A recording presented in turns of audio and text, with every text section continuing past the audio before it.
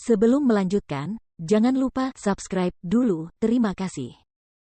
Bab 98 Pikiran Kotor. Tetua ketiga. Tetua kedua berteriak kaget, suaranya bergetar. Melihat tetua ketiga yang begitu dekat dengannya seperti saudara kandung sedang digorok lehernya, pemandangan darah yang mengalir deras membuat hatinya terasa sakit dan matanya perih. Kedua tangannya mengepal, buku-buku jarinya mengepal dan mengeluarkan suara berderak, sementara kebencian yang membara bergolak dalam dadanya, bagai lahar panas yang membara, mengancam akan menyembur keluar dari dadanya. Kepala keluarga telah meninggal, dan di antara keempat tetua, dialah satu-satunya yang tersisa.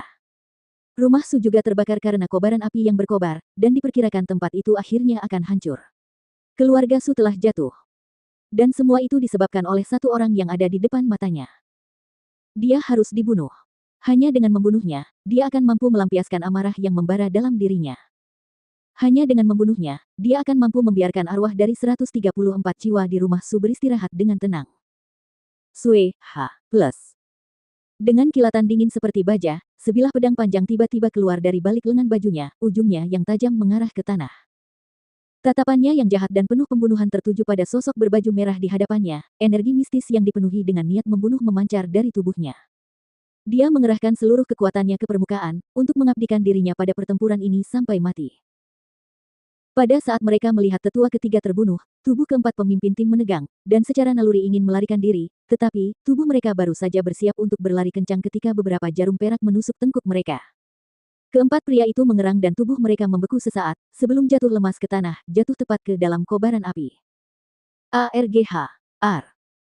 Jeritan kesakitan terdengar dari dalam api, saat keempat orang itu berguling-guling, tubuh mereka terbakar, berjuang untuk berdiri dan melarikan diri. Pada akhirnya, mereka ditelan dan dilahap oleh api yang tak kenal ampun itu. Orang tua ini mempertaruhkan reputasinya sebagai tetua keluarga Su dan bersumpah.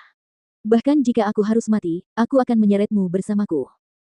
Suara menyeramkan dari tetua kedua terdengar, dan energi mistisnya berkobar, saat ki pedang melesat keluar dari ujung pedangnya. Ki pedang yang terlihat seperti ular berbisa, terbang dengan kecepatan yang menyilaukan ke arah lawannya.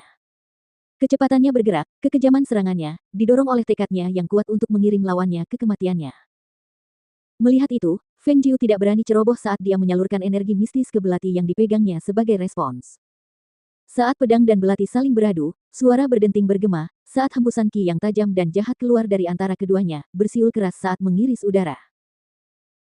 Di bawah sana, melihat serangan tetua kedua yang begitu ganas dan mematikan, tatapan mata lelaki tua berjubah abu-abu itu semakin tajam, wajahnya menampakkan rasa tidak senang saat dia menatap kedua orang yang berada lebih tinggi di atasnya.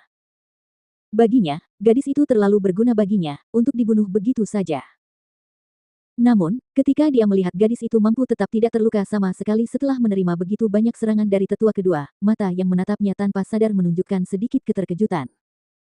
Lagi pula, dari apa yang telah dia lihat, karena dia telah menunjukkan dirinya terampil dalam penghalang batas dan pengobatan, dia mengira dia pasti tidak akan mampu mengatasi pengembangan keterampilan pertempuran di atas itu. Namun di luar dugaan, dia telah mengejutkannya sekali lagi. Benar sekali, kejutan. Dia mengira bahwa dia tidak akan mampu menghancurkan penghalang yang dia buat dan saat dia melangkah masuk, dia pasti akan terjebak.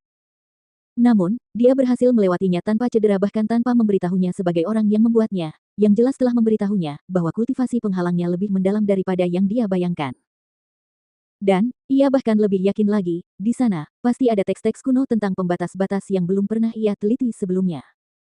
Ketika pikiran itu muncul di benaknya, matanya berbinar. Batas teks kuno. Dia tidak pernah menyangka akan menemukan harta karun seperti itu di negara kecil kelas 9 seperti ini. Namun, sejak dia menemukannya, dia tidak akan pernah melepaskannya. Bersama gadis itu, dia menginginkan semuanya. Dia menyembunyikan kegembiraannya saat tatapannya jatuh pada sosok yang sangat memikat itu, membayangkan kecantikan tanpa celah yang tersembunyi di balik topeng itu, hatinya menyimpan niat rahasia. Setelah dia mendapatkan teks kuno pembatas batas, gadis yang menarik perhatian dan flamboyan ini kemudian akan dijadikan sumber penyimpanan untuk kultivasinya.